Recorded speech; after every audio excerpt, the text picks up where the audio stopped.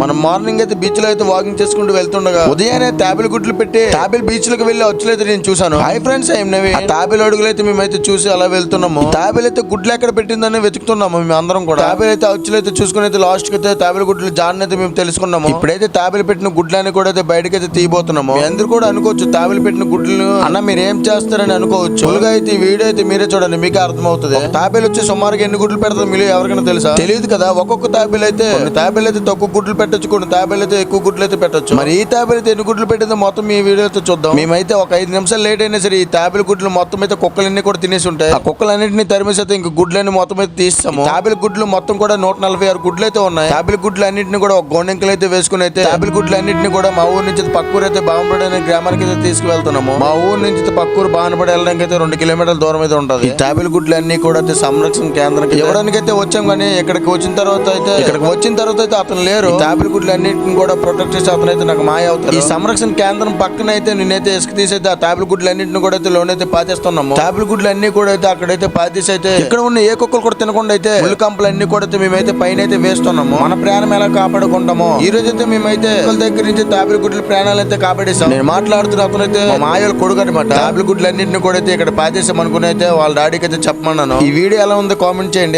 మరిన్ని వీడియోస్ కోసం మన ఛానల్ సబ్స్క్రైబ్ అయిపోయింది. ఓకే, బాయ్ ఫ్రెండ్స్, మళ్ళీ నెక్స్ట్ వీడియోలో కలుసుకుందాం.